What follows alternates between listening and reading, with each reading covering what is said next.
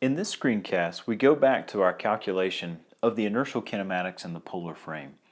And so, as a recap, what we've done is we've defined each of these two reference frames. We have an inertial reference frame, E1, E2, and E3. And then we have the reference frame B, which is a polar reference frame. And ER is always pointing from O to P. E theta points in the direction of increasing theta. And then EZ is the same as E sub 3. To find our inertial kinematics, which are our velocity as observed in the inertial reference frame of point P, we start with a position vector. We always start with a position vector before we move on to velocity. And the position vector of P with respect to O is r in the E sub r direction. The velocity of P we found was r dot, the time derivative of that coordinate in the ER direction, plus r multiplied times the time derivative as observed in the inertial reference frame of the basis vector E sub r. And so picking up where we left off, the first term remains the same, and then the second term, we keep our scalar r, and then our time derivative of E sub r is omega b as observed in I crossed with E sub r. And omega b as observed in I is equal to theta dot in the EZ direction. And notice that when we define this, we're defining it in the EZ direction instead of the E3 direction. That's pretty common to do. We're going to define it in the basis that's the furthest away from the inertial reference frame. Because when we insert this into our expression, you'll see that it makes more sense that in these parentheses that we use theta dot EZ crossed with ER instead of an E3 in this term, because the cross product is simply just more natural to calculate, because EZ crossed with ER will be E theta. And so we finally get that the velocity of point P, as observed in the inertial reference frame, is r dot in the ER direction plus r theta dot in the E theta direction.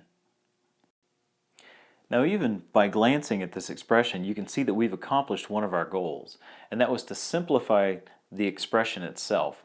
If we compare this to what we would get using polar coordinates within the inertial basis, this r dot coefficient and then the r theta dot coefficient are much simpler than the trigonometry that shows up, the sines and cosines, in the polar coordinates.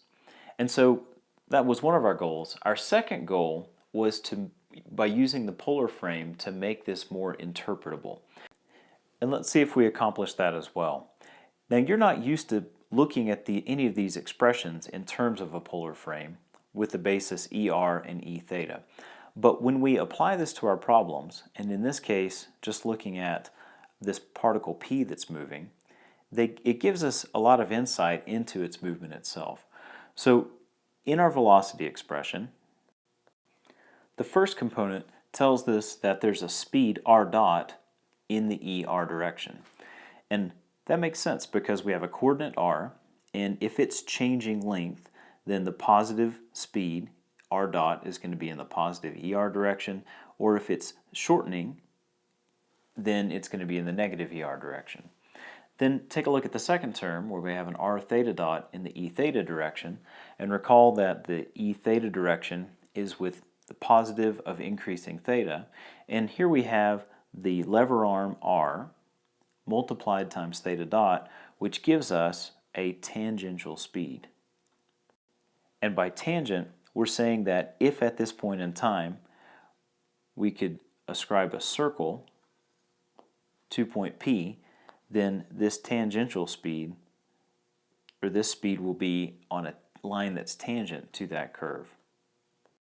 And so we see that not only is this expression much more simple than using Cartesian coordinates or polar coordinates in the inertial reference frame, but by using a basis in the polar frame, the velocity, at least, is much more interpretable. So now let's calculate our inertial acceleration. And to calculate the inertial acceleration, we're going to take the time derivative as observed in the inertial reference frame of the velocity of p as observed in the inertial reference frame. To do that, we'll substitute our expression for the velocity into our time derivative, and then we calculate the time derivative for each of the terms. And by using the chain rule, we get this expression where it's r double dot in the ER direction plus r dot multiplied times the time derivative of ER as observed in the inertial reference frame plus r dot theta dot E theta plus r theta double dot in the E theta direction plus r theta dot multiplied times the time derivative as observed in the inertial reference frame of the basis vector E sub theta. And for each of these time derivatives of the basis vectors, we substitute our cross product expression. And notice here that when making this substitution of this cross product, I express this as omega b as observed in I. And instead of calling this theta dot in the EZ direction. And I recommend that you write out all of these steps one by one as you go through, because if and when you make a mistake, and as the problems become more complicated, you'll be able to work through in a very systematic fashion and determine potentially where that mistake is. And then it's on the next line where we substitute omega b as observed in I with theta dot in the EZ direction. And so now let's carry out all the cross products and put them into the expression for the acceleration. So our first term is r double dot in the ER direction, and then we got for our next, it's r dot theta dot, and then it's EZ crossed with ER, which gives us a positive E theta. And we copy down our next two terms, so it's plus r dot theta dot in the E theta direction plus r theta double dot in the E theta direction.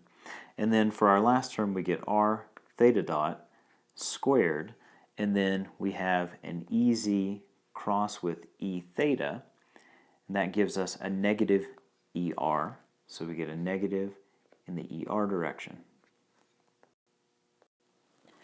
And so now our final expression of the acceleration of particle p as observed in the inertial reference frame has an ER and E theta component, more complex than the velocity, but I think we can expect that. And we see that we have two terms in each direction. And for right now, let's just name those terms, and in the future screencast we'll deal with each of these terms in detail and understand what effect they have. And our first term is called the radial acceleration, and this is telling us how quickly the speed is changing along that line r, which goes from point O to point P. The next term is called the centripetal acceleration, and you can see really quickly that this is based completely on the speed of rotation, and it's this acceleration that we typically associate with g-forces when you're going around a curve, like on a roller coaster or in a car. Next, we turn our attention to the E theta direction, and the first one to point out is this r theta double dot. So you can see this is based on the lever arm multiplied times the acceleration of rotation, and this is called the tangential acceleration because just like the tangential velocity, it is tangent to that curve at that point in time. And the last expression that we have here we call the Coriolis acceleration. And this is named after a French mathematician who discovered this term. Previously it had not been put into use and some calculations were falling short. I believe this was in the maybe 1830s. And so this Coriolis acceleration is the coolest term of all four of these because it's what makes weird things happen, and we'll discuss that in more detail, and we'll all get a chance to try to wrap our heads around what's happening with this Coriolis acceleration.